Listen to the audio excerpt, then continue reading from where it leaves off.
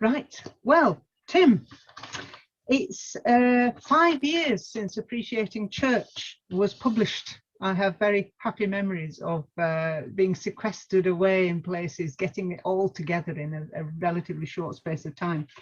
But since then, what do you see as what have been the major developments in appreciative inquiry from your perspective, and where is appreciative inquiry going?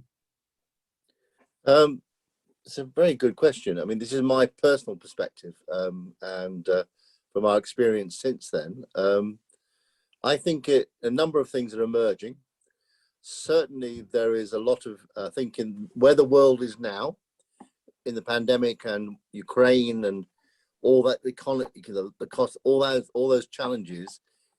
Certainly, during the pandemic, there was some very interesting AI perceptions about where society goes. And taking building on a strength-based movement as opposed to a deficit way forward. I think also clearly there is an emergence around a wider understanding of some of the other principles, particularly the wholeness one that's emerging.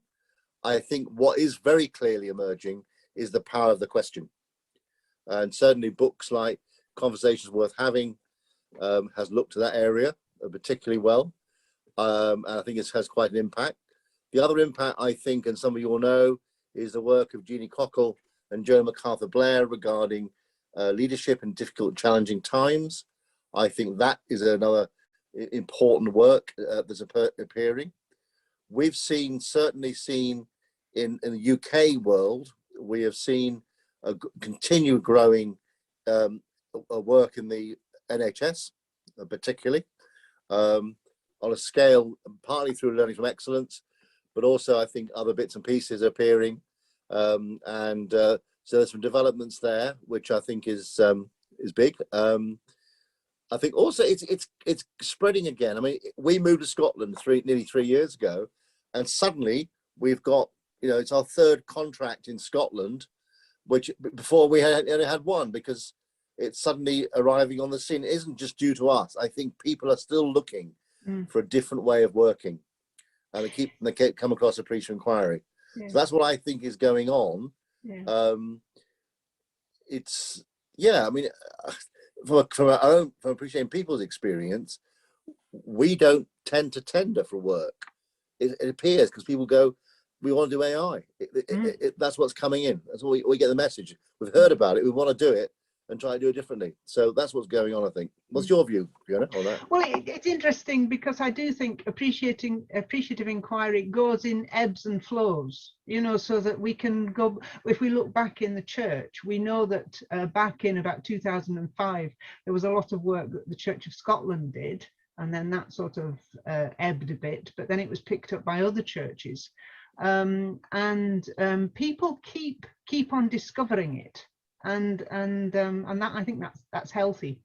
I would say that there were, if I look back, the two major developments that that struck me were pre-pandemic and post-pandemic, in that I got a great boost from attending the World Appreciative Inquiry Conference in Nice in 2019, which was very much a face-to-face physical meeting in those innocent days before anybody had heard of COVID-19.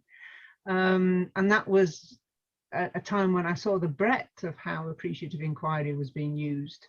And then just a couple of months ago, it was last month, the virtual AI Jam, when a lot of the people who were at Nice were online, and we were all, it felt like we were very close to one another, even though we were at different sides of the world, because of the nature of what we were discussing. And again, the breadth of sectors. So Appreciating Church was there, and there were also organizational development people and universities and community groups, all using appreciative inquiry in the way that makes sense to them. So that's kind of the things that strikes me. Yeah, I think the other thing that we're picking up very early stage, and it appeared a bit for your experience in the AI Jam, is we're seeing an interest in the link between appreciative inquiry and spirituality. And by that, I don't necessarily mean a Christian perspective. No. I mean wider than that. Yeah. But certainly we're seeing links coming across that very slowly but surely. And in fact, next year, I think next year we're going to be, Suzanne's going to be asked to do some work within the Findhorn Foundation about an online program looking at spiritual practices and AI's influence and vice versa. So there's something going on at a very slow level at the moment, but it's something there.